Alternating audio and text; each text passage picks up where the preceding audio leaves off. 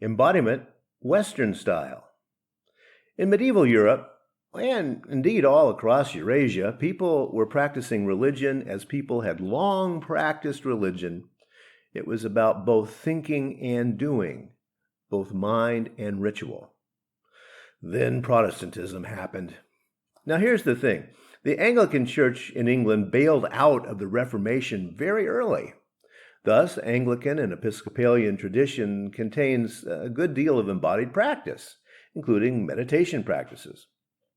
But as the Protestant Reformation continued, more and more embodied practices got jettisoned until finally what we had was what some historians of religion call cognitive Christianity. And that was the Christianity that came first into the United States as Puritanism, and then as Presbyterianism, Lutheranism, and on. Cognitive Christianity. It's only about the neck up. In cognitive Christianity, the body is evil and makes us do things that our minds don't want to do. Those New England meeting houses were wooden boxes, pews, and a pulpit. Any candle lighting was for light purposes only.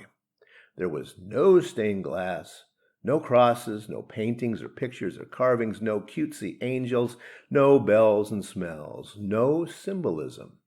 It was all in your mind. That was the Puritan way. It became the Congregationalist way, then the Unitarian way. It became the mainstream Protestant way here in the United States, and it became the Humanist way. But a funny thing happened on the way to complete dominance of cognitive Christianity. In Cane Ridge, Kentucky, in the year 1800, people gathered for what would become known as a camp meeting. This particular event went on for about a week. People danced ecstatically, they laughed uncontrollably, they cried uncontrollably, they barked like dogs, they fell down as if they were dead and stayed that way for hours. Though, parenthetically, they did not speak in tongues. That would begin about 100 years later at the Azusa Street Revival.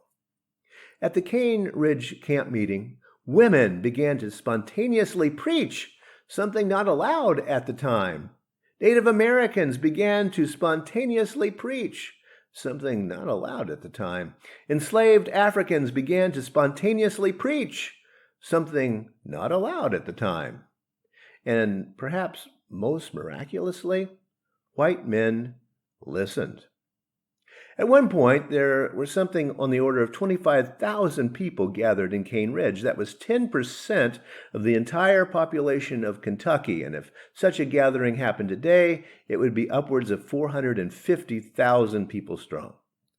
At Cane Ridge, Protestantism stopped being a neck-up religion, but the people affected were the backwoods people, the poor and the oppressed, the same that would happen at the Azusa Street Revival. And things remained that way until after the Second World War. Then large numbers of people who had grown up in cognitive Christianity began to explore alternative and embodied traditions. Buddhist meditation, Hindu meditation, martial arts, yoga, Tai Chi, Qigong. Some left cognitive Christianity entirely. Others remained but pursued embodied practices outside of churches and the Western tradition.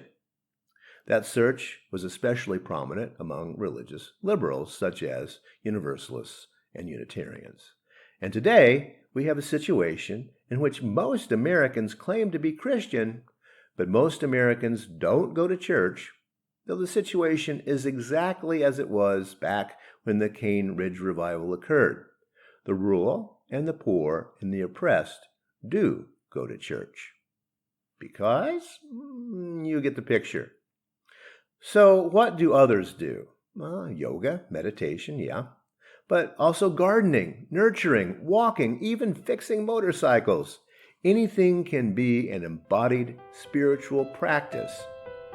It's all about your frame of mind. Thanks for listening. You can find much more about humanism and what's happening at First Unitarian Society in Minneapolis by visiting our website at firstunitarian.org.